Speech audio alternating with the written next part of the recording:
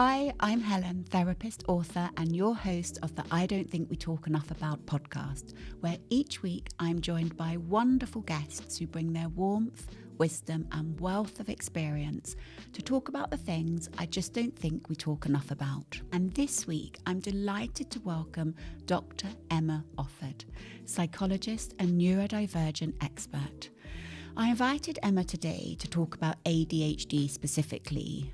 I'm sure so many of you are aware there is much more awareness around ADHD, particularly on social media, and there's a lot of noise around ADHD at the moment, which causes plenty of room for confusion, I feel, and conflicting advice. So I'm hoping Emma will bring some clarity to a much needed conversation. Emma, welcome. I'm so delighted to have you here and to meet you. I'm delighted to be here. Thank you, Helen. So honestly, I reached out because I'd been following you for a while. Actually, someone recommended you. Dr. Liz White said you'd be welcome to, you'd enjoy coming onto the podcast to talk about it. So thank you. Because there's a lot of noise around ADHD on social media. There's lots of people talking about it. Mm-hmm.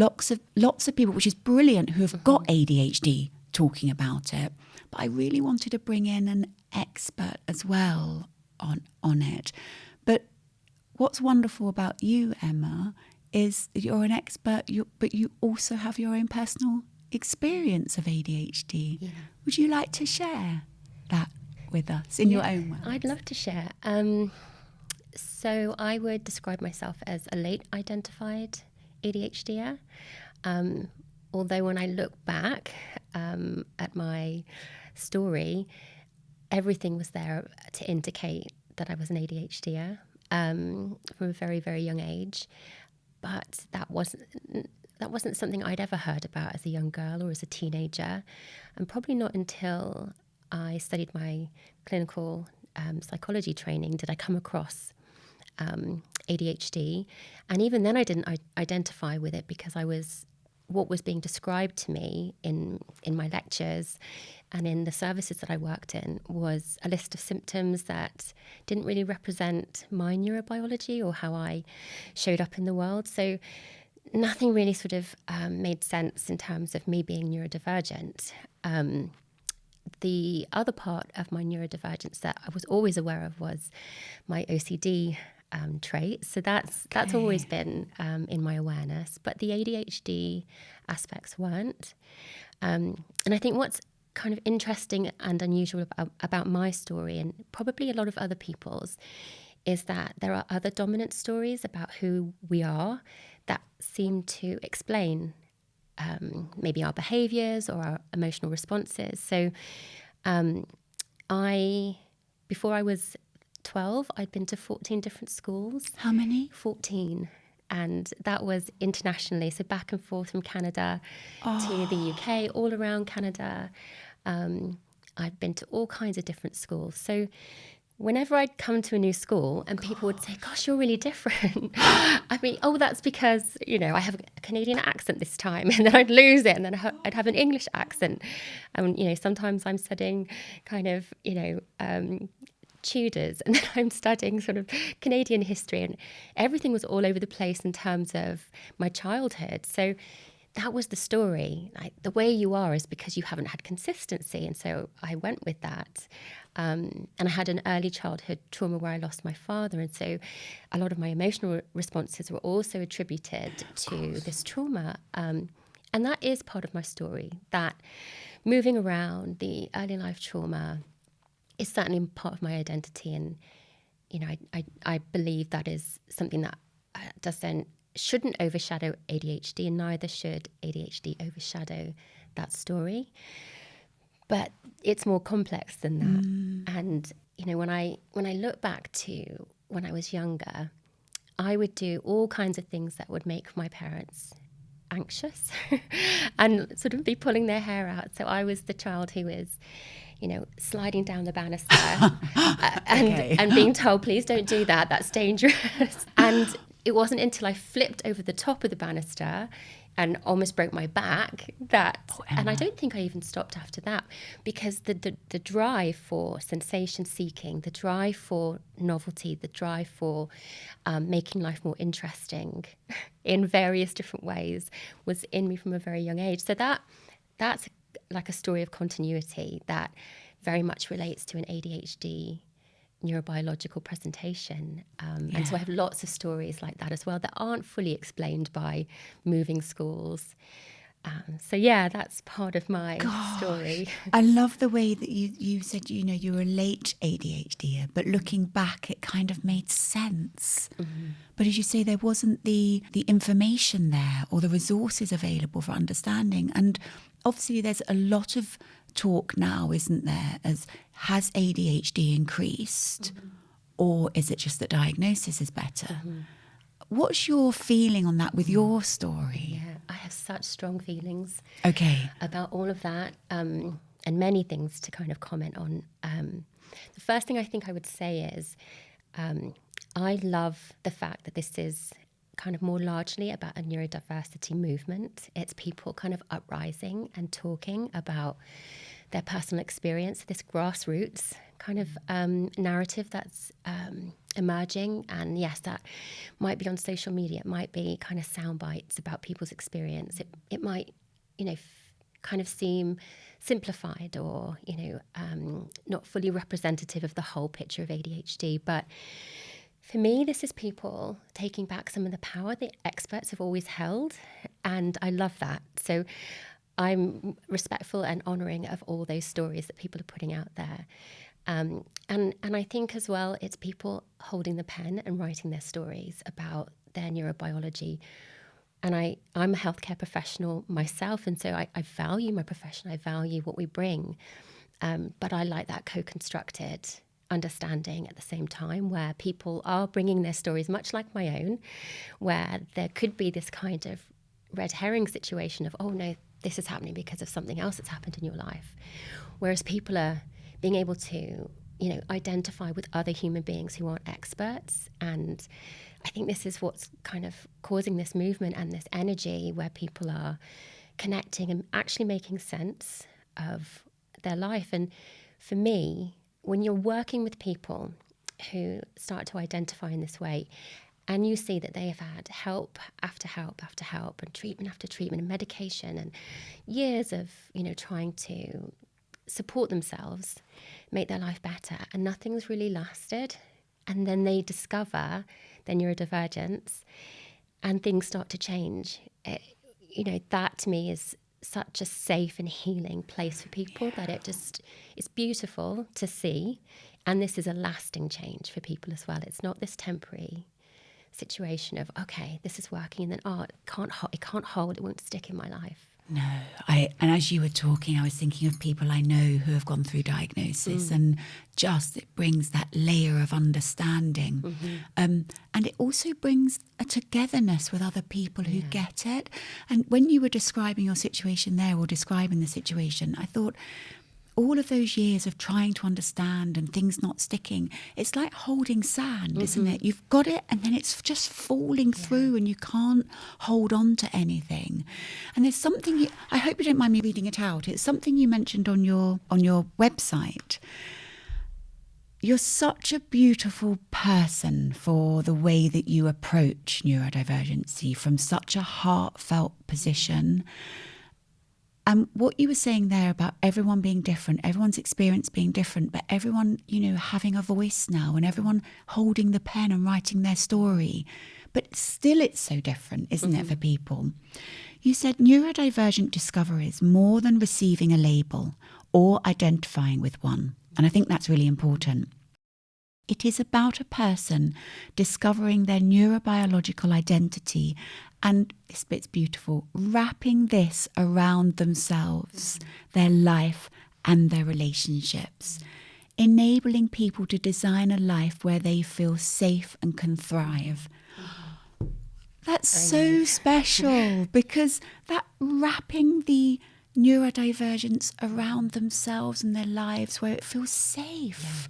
Where they've probably felt for, I would imagine, many years, and people I am very close to, many years of not feeling safe. And actually that not feeling safe is incredibly lonely, even when you're with people. Not being understood by people who are really close to you is horribly lonely. And I hate anyone feeling like that. Yeah, absolutely. For me, it's all about safety. That's why when I hear things like this is a fad or everyone's identifying, that to me, I can feel my nervous system responding. I saw you. Yeah. Yeah, it's because when you see the safety and compassion it provides and how people can then use that information to start to design their life around their neurobiology and bring in that safety, they can put the boundaries that they actually need for their mind and their body and their relational safety, rather than, other maybe perceptions or diagnoses or kind of therapies or treatments that they've received that almost ask them to mask even more. It's sort of, here's what we think you've got or who you are, and if you do this, then things will improve. And that improvement is an ideal or an expectation that may never suit that person's neurobiology. So there is, a lot of value in so many of the therapies and the ideas that we have, but there's not enough flexibility for me or person-centered individualization around those deeper levels of what is your nervous system doing? How does your mind process information? What is the sensory environment trigger within your nervous system and body? What are you distracted by? What are you seeking and needing that's missing? Yeah. All of that information for me is here in the neurodivergent field, and not even in the kind of more psychiatric and psychological understanding of ADHD. It's actually this emerging idea of expanding beyond symptoms and thinking about people as diverse and different. And as you were saying that, I was thinking about being more curious, being more open, really looking at that individual person's lived experience. Yeah. It's their own story, isn't it? And it might not look the same as someone else's. Yeah. Okay, I think it might be a good time to define what is ADHD. What is it? So the simple kind of and very obvious description is inattention. So we're talking about executive functioning, different parts of how the brain organizes, plans, initiates tasks, sort of engages in the more kind of organizational and planning ways of being and behaving and making choices. Then there's the hyperactivity, which is sort of considered to be a body that needs a lot of movement and is finding it difficult to sit still, that has a lot of energy, maybe a lot of cortisol, is really seeking movement and finding pleasure and regulation in those movements. And then the idea of impulsivity. So this could be kind of a very spontaneous person or somebody who makes decisions just really quickly, who might kind of interrupt somebody. So they're maybe acting before they're thinking. And I think the part that's missed out quite a lot is the idea of emotional regulation. So also a part about intensity. So emotions that can go from 0 to 100 and might take quite a long time to come back down again. This is often linked to a more kind of community understanding of rejection sensitivity, where people, ADHD individuals, might react to perceived or real rejection or criticism in a really strong and very traumatized kind of way, that their whole nervous system feels in a state of threat and survival. So real intensity of emotion as well. And then, of course, you've got a symptom checklist as part of a kind of diagnostic criteria, which fits some people. But there's a lot of other ways of describing ADHD that's not captured in that more medical model. That say, like what? I love the way you brought in the emotional regulation, and my brain was whirring away then, thinking just how often so many people aren't associating that with ADHD. They're associating it with something else. And perhaps even someone with ADHD or undiagnosed ADHD might not realise that about themselves as well. Yeah, absolutely. So I think we have really strong stereotypes about ADHD. We do. And this is why this movement is so wonderful. It's because it's asking people to look deeper and see the masked person as well as what might be slightly different about how ADHD is expressed within their neurobiology. So I am a more hyperactive ADHDer, and it's funny because people all my life would have said things to me like, "You're not like other girls. You're like the boys," which, I don't even like that kind of putting people in only those two boxes either. No. But so my hyperactivity was very, very apparent to people, but a lot of people's isn't. And so they might sit very still. They might be masking and holding in a lot of energy. And actually the distress inside is, whirring around in their body. And it's like what we call the Coke bottle effect. So as soon as they leave that environment, the explosion happens. And so that could be dysregulation, that could be physical expression of that trapped energy, which, sometimes I have as well. And it can cause like an inflammatory response in my own body. So people might have things like chronic fatigue, chronic pain, other kinds of physiological representations of that trapped energy. Do you mind if I because we were talking off camera, do you mind talking about how it presents in you? Because we were talking about that before, and I think it's so helpful for people to hear other people's real stories with it. Yeah, so for me, I've managed to find lots of outlets for my energy and my hyperactivity. So I snowboard, I exercise almost daily, and it's usually high energy like boxing, something like that, boxercise, or something very cardiovascular. And I love the punching because it works with my proprioceptive feedback as well. It's very regulating to be able to meet something at the other end, and that soothes my nervous system while releasing all that energy. So you won't find me doing yoga and things like that because it's too quiet. I'm just left with all the racing thoughts, and my body, I can just feel all the energy. And tell me, what's that energy doing? What does it feel like? It's like a trapped animal. It needs to be expressed, and it's deeply uncomfortable. It's only if I'm exhausted. So that's when I can stop, is if I've exhausted my body. So exercise helps, and sort of all that I'm interested in. If I can hyper-focus, if I can do my work, is what I hyper-focus on. If I can satisfy that urge, that's the really kind of ADHD experience of having to satisfy this intensity, then I can rest. But if that's unexpressed and hasn't been satisfied, then it's all trapped energy. So I won't be lying down and relaxing. I will be lying down and stressing. So how is your sleep, Emma? So that's something else that many ADHDers experience is, and this is something that I think a lot of people will relate to. I can feel tired at different points in the day, and I might cycle through that and have high energy again, but all my energy seems to come later at night. And that's often because there's a stillness and a kind of space and availability for me to really hyper-focus.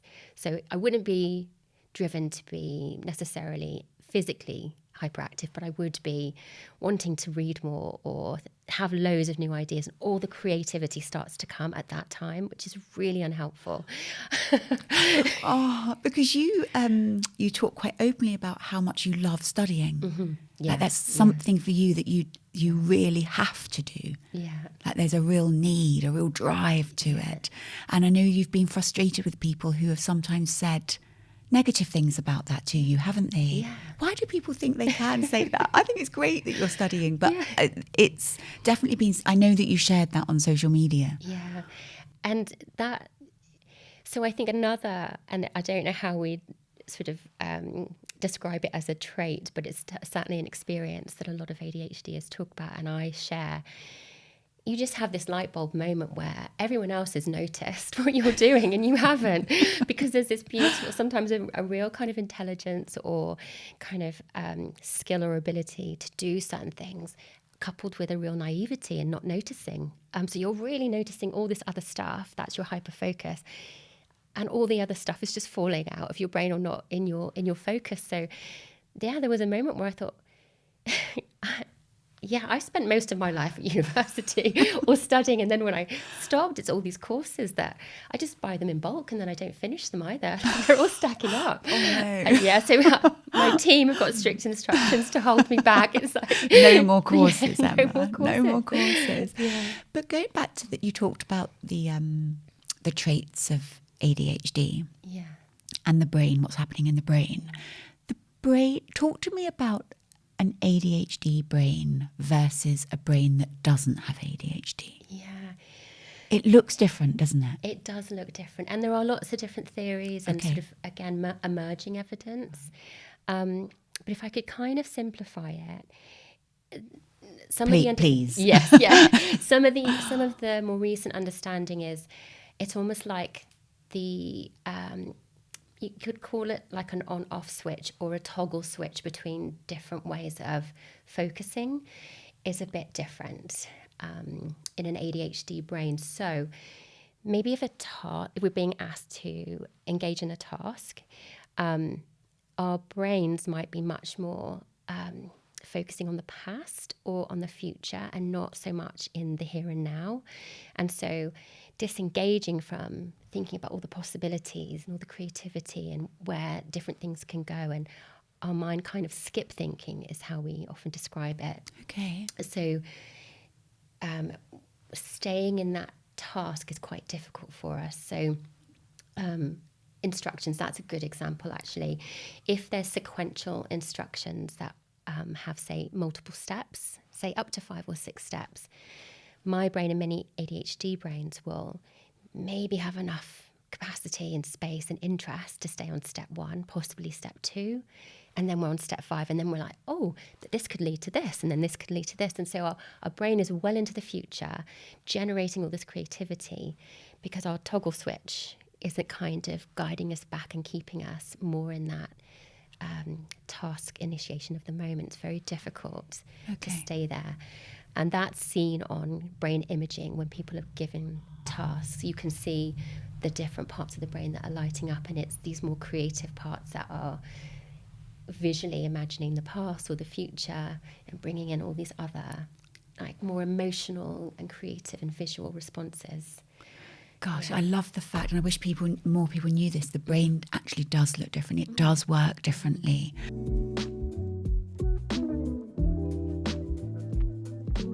My book, Choose You, is out now and offers you ways to prioritise you, meet your needs, say yes to you, develop a more secure sense of self where you feel you matter, learn to set boundaries, wrap yourself in self-love, find your authentic self, and ultimately choose you in the same way you would want those you love to choose themselves too.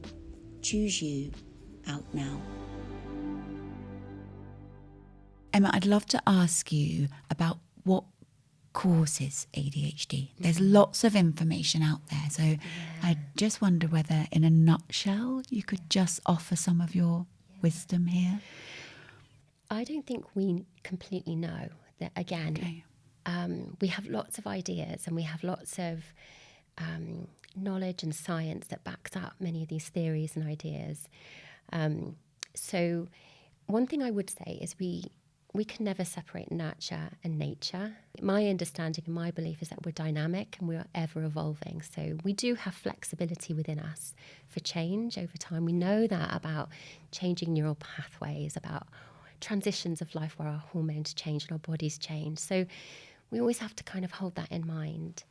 And then there's this continuity, this kind of thread of maybe our neurobiological genetic makeup, that's how we are born, but that will always interact with all these kind of micro events and macro events that are happening in and around us. So there are people that have these a spectrum of different ADHD traits that are neurobiologically hardwired within them. So for example, that could be how you process information. That could be how you are born, is that you process information in a particular way Some people are more visual learners. Some people need to be moving as they're learning. Some people need to look away and observe something else in the distance to hear and to be able to focus on a voice if it's going to be a kind of a learning that is spoken directly to you.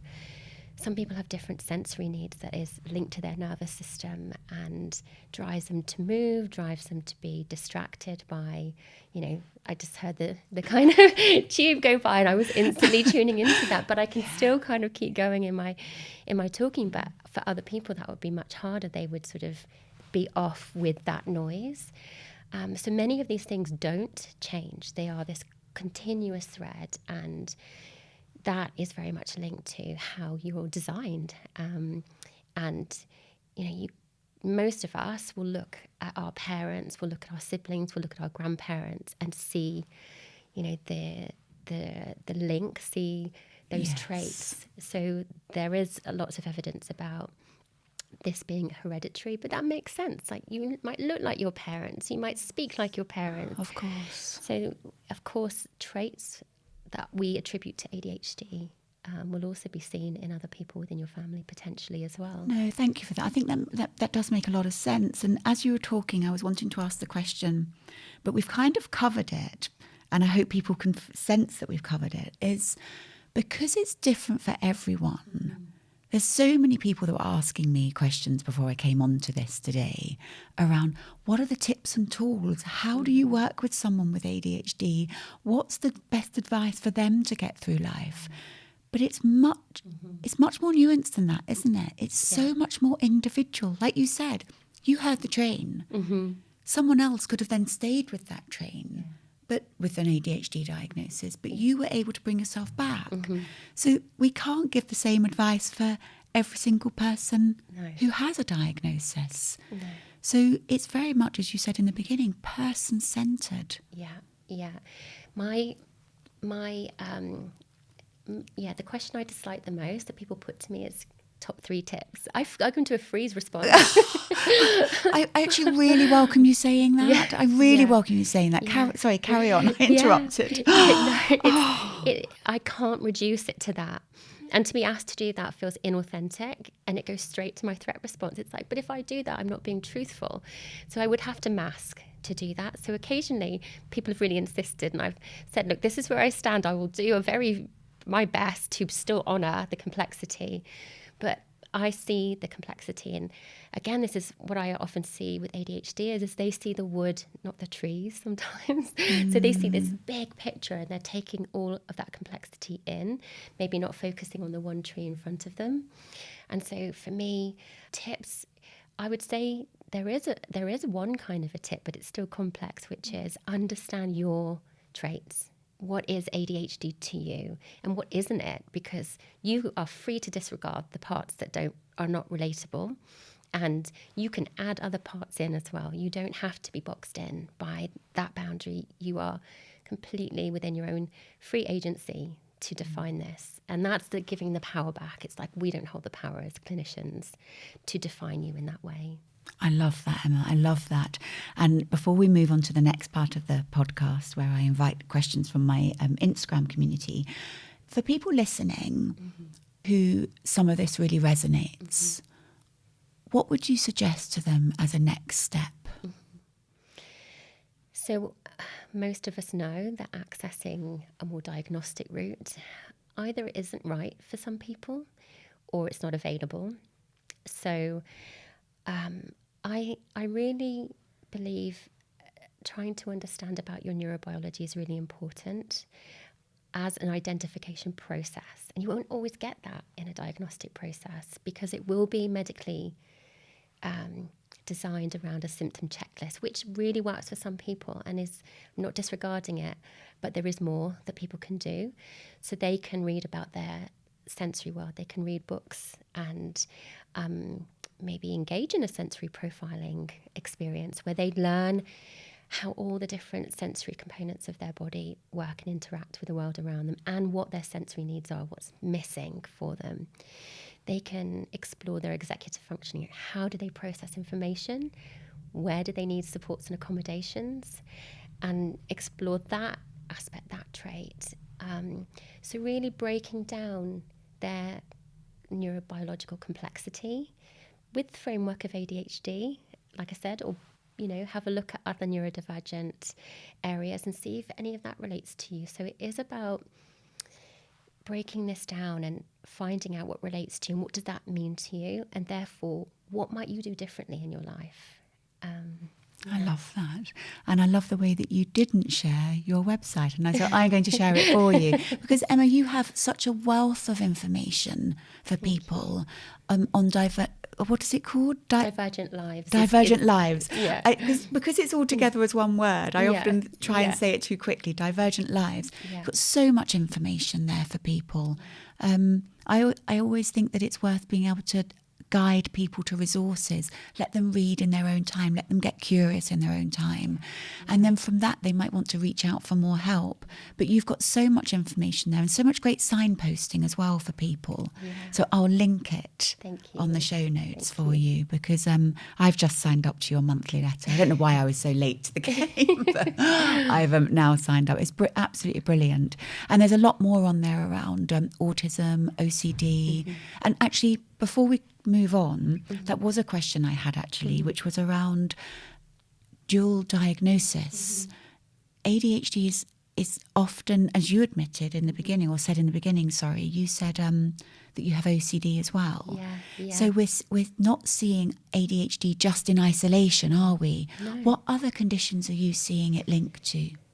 Linked to, is that the right word? I don't mean linked, but co-presenting with. Yeah, there's this, this kind of merging of what people identify with when you might think of an autistic individual or what's considered to be attributed to an autistic identity.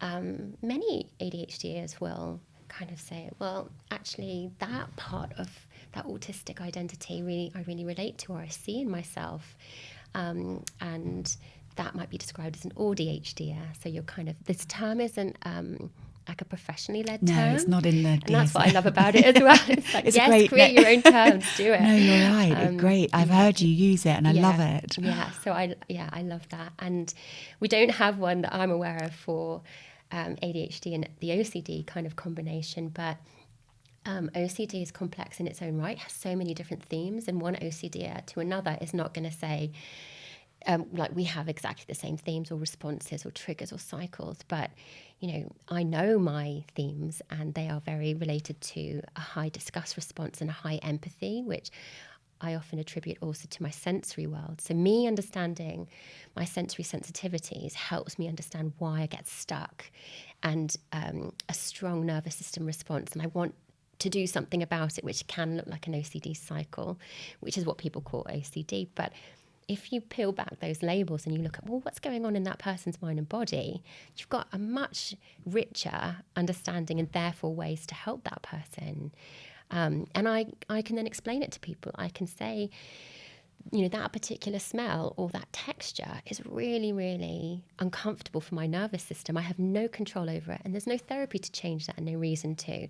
Just don't introduce me to that smell, and please don't let me suggest I eat that food, and I'm fine. Yeah, it's quite simple. It's really simple. We don't need exposure therapy or anything or like that. Or being fixed, or just this is just who I am and how I work. This is an advertisement for BetterHelp Therapy Online. It's that time of year when the weather is cold, the nights are drawing in, and I'm wanting to get cosy. For me, that looks like getting into comfies, lighting a candle, snuggling under my favourite blanket, watching my favourite movie with my favourite people. But I want you to know that also for me, therapy can have this effect. That feeling of comfort, that feeling of a hug, that feeling of being safe and held, whatever the season. With over 5,000 therapists in the UK already, BetterHelp can provide access to mental health professionals with a wide variety of expertise in mental health. Find comfort this December with BetterHelp. Our listeners get a special 10% off their first month at betterhelp.com/HelenMarie. That's BetterHelp, HELP.com/HelenMarie. Yeah. Emma, thank you for sharing that. We're going to move on to the next section. It's where I invite questions in from my wonderful Instagram community who are such a support with this podcast and my platform. I have never received so many questions as I did when I said I had someone coming on to talk about ADHD, which just proves our point. It's so loud out there at the moment on social media. So I condensed them to a few, but I've still got way too many. Sorry. Everyone thinks they have ADHD, but not everyone has ADHD. Thoughts? My thought is, where's that person coming from, and be interested to know what they're observing, or maybe what conversations they're having around ADHD. But I can imagine that they're seeing what all of us are seeing, is the conversation is happening everywhere around neurodivergence and ADHD, and I think a lot of people are being really curious, and I think that's a healthy thing. And there is a lot of relatability in ADHD when maybe you might experience a portion of it, but not, a full spectrum of what we might consider to be ADHD. So people noticing that in themselves, people being curious, people exploring it, I don't see a problem with that. I think that's a really healthy curiosity, and I prefer to stay really respectful and honouring of people's identification. And if that is helping that person, whatever kind of diagnostic definition they do or do not fit, if that is helping that person, that's good information for them. And, I would be supporting them in that identification. Emma, I think that was a perfect answer, because what we're trying to do is create openness around this conversation and not shutting people down in their experience. Yeah. People want to be heard. Absolutely. And if they feel that they could be faced with judgment or misunderstanding, or they close down, don't they? And then actually, if you think about that in terms of what you were saying, your real experience of energy, if that Coke bottle, that effect of, if that's all building up where no one's understanding me, they're shutting me down, they don't think my opinion matters on this. It's that letting go of judgment. It's so important, and I think what maybe some people underestimate is the vulnerability it takes to say, I think I might be an ADHD, or I think this relates to me, and then for that to be shut down is devastating. It's a rejection, it's a criticism, it's heartfelt. So, that vulnerability is there when people are saying these words. They might sound enthusiastic and excited, and I'm sure they are, and good for them. But also there's a vulnerability there that, we need to honour and protect and make them feel safe when people are saying these words. I know. Which leads me on to this question, actually. Obviously, we don't have any context behind these questions. It's just, they just pop up in the little white box on my Instagram. But this one I thought was important to look at, which was how to not feel so ashamed. Says it all, doesn't it? I know, and it just, I want them to come into the studio and sit here with us and know that they don't have to hold that. That shame isn't theirs to hold, is it? No. Shame is such a huge component of the neurodivergent experience and of the ADHD experience. And there's so much to say about that. So I wouldn't have, an instant sort of solution to that shame, but I think part of it is to be talking about neurodivergence and ADHD in the way that we're talking about it today, to destigmatize it as a disorder straight away, and also to make space for this identification process, give people the space to be curious and to be honouring and respecting that, and supporting people, asking them what it is that they're seeing that makes them identify, or what is it that they think they might need or not need anymore, to as an ADHDer. So I think we've got a long way as a society to go to help people not feel the shame. But I really think it's for society, not only those who are identifying, but for society who may not be identifying, to be curious, for them to let this in and not shut it down. Yes. Yeah. Yes. That's dancing through this whole episode, isn't it? About openness, individuality, respect, understanding. It's threading the whole way through today. I can really feel it. I'd love to learn more about the differences between childhood trauma and ADHD. This is such a burning question for so many people. I'm sure. We don't know entirely. We can't definitively ever answer that question, I think, about trauma and anything else we might compare it to. Where I find an anchor and safety in that question, and what I hold as my truth, is that ask yourself what your nervous system is doing and embody yourself in that trust. Whether that comes from trauma, a more neurobiological design, like the idea of a developmental design, such as ADHD, or an interaction, what your nervous system is doing in the here and now, what your brain has capacity for, is responding to in the here and now, is all important.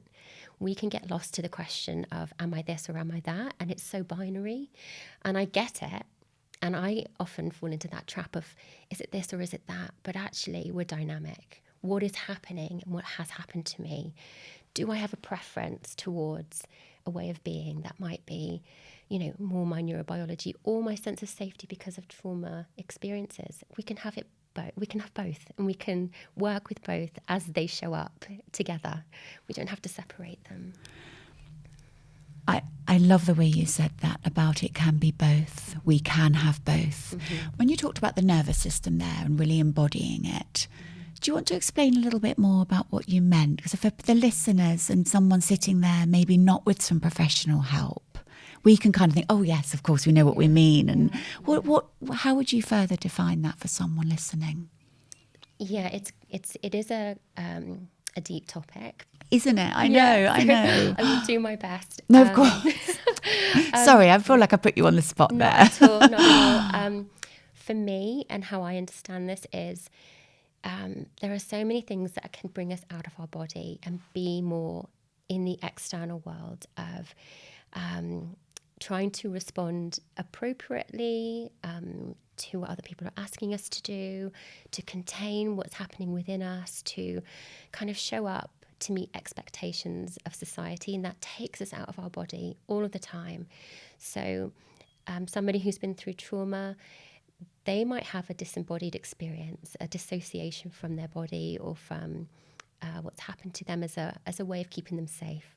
You can't take all of that trauma in at once, so we're going to put some space between what happened to you and what's happening in your body, so that you can keep going. And maybe this might slowly start to come back into your body and into your kind of awareness. Sometimes it gets stuck and that doesn't happen, so people stay in a very disembodied place. For neurodivergent individuals, there's trauma happening all the time in terms of, it's not okay to be hyperactive in this situation. It's not okay to say, that smell is really off-putting to me. Could you take it out of the room? There's a lot of containment. And sometimes to do that, the mask comes on, and that mask separates you from your authenticity, from your gut feelings, from what your body is telling you it needs. So that embodiment is about coming back to the body and really trusting it and learning what it's got to tell you. What is its voice? What's it communicating to you? And how is it telling you what it needs in order to feel safe, so that you don't have to be operating outside of your window of tolerance all the time. No, I think that, thank you for sharing that. And actually, as you were talking, I was thinking about your own sensory overload with ADHD, but I was thinking about that overlap with autism there as well. Yeah. And just, again, almost the not labelling it and just, that's my experience, because otherwise it gets really confusing. Is that my autism? Is that my ADHD? Is that something else? Yeah. No, it's just my experience. Yeah. That's what's so beautiful about the sensory profiling and sensory understanding, is it has been attributed mainly to the autistic experience. But so in a ADHD assessment, you don't have to bring that in, but I do, because that's a huge component of every every human being's experience. We all have a sensory experience. It's not only over here in the box of an autism diagnosis. It's for everyone. So the sensory language is beautiful, and it really helps us communicate the complexity of what's happening in a constantly dynamic, ever shifting, moving parts kind of experience. I think, and the neurodivergent world and research is forever shifting, isn't it, as well? Exactly. I mean, I remember listening to someone, a psychologist, a couple of years ago, and they said in 20 years' time, we will know things we just have no idea about now. And I think even just holding that can be quite reassuring, can't it? There's lots we still don't know. Yeah. It's not there yet. Yeah. What's your experience? Yeah. Thank you, Emma. Does it present differently in males and females? Yeah, so there's a lot of research now looking into that and suggesting that's the case. But of course, there are many different gender identities, aren't there? I know that. I was aware of that when I read that question out. Yes. So I think what's important about that question, however, and we will one day make this even more inclusive, I hope, in terms of research and understanding.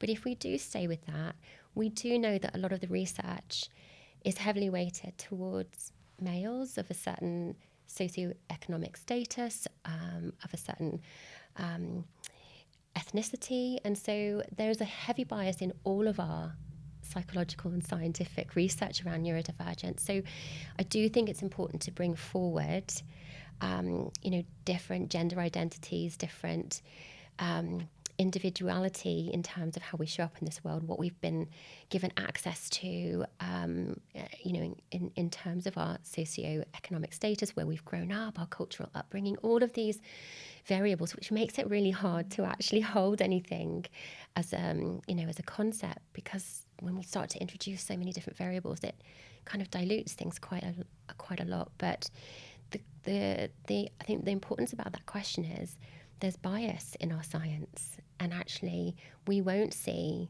people always showing up according to what we consider to be ADHD. Yet there is a lot about ADHD that is right and relatable to another person.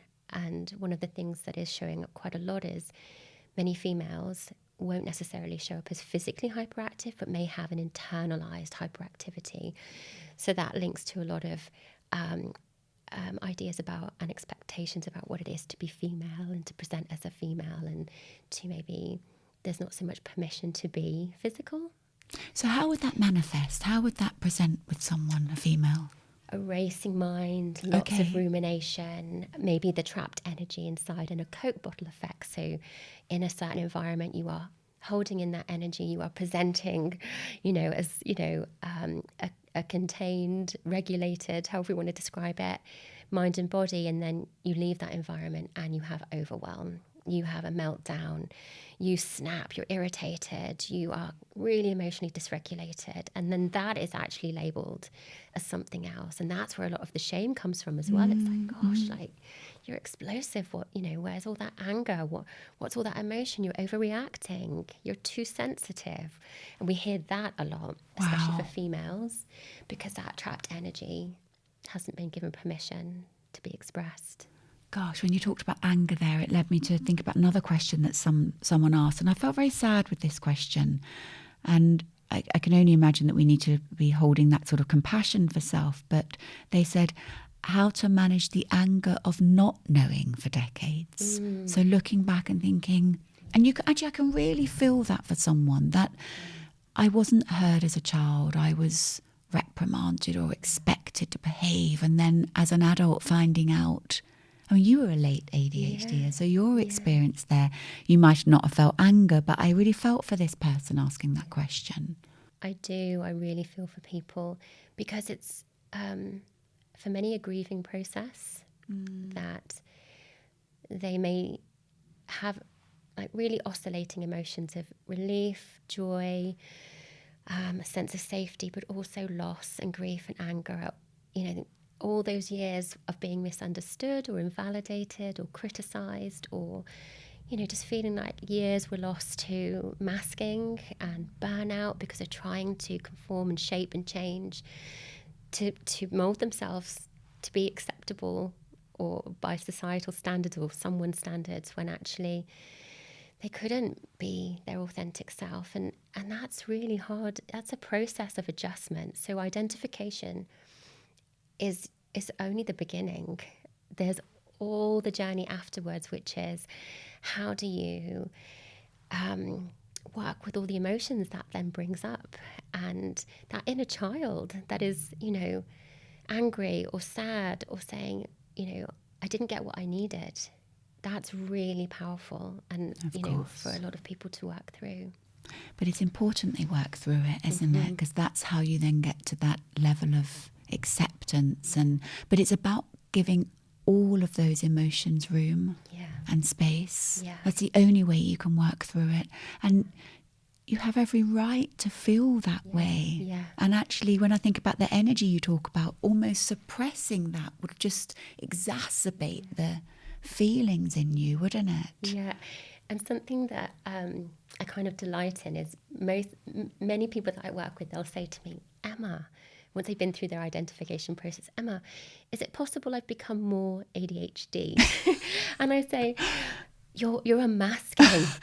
You're in your process. Like you've reached your identification kind of place, and now this deconstruction is happening, and you're reaching into your authentic self, and it's you're expressing that neurobiological drive and need, and that is something to really embrace and see and witness that is coming forth. I love that. I love that. Almost that I am ADHD. I'm safe to be ADHD. Yeah. I'm allowed to be ADHD. That it's so empowering. Yeah. So empowering. Emma, I think I've got so many more questions I could ask, and I actually love you to come back again and talk about some more neurodivergency with me. I'd love that. But thank you so much for coming today. I've enjoyed this conversation too much. Thank you. My pleasure. Thanks for having me. And thank you to all of you for listening and watching, and I hope you enjoyed. And if you did, it would mean the world to me if you could review and follow the podcast. Your support means so much to me, so thank you.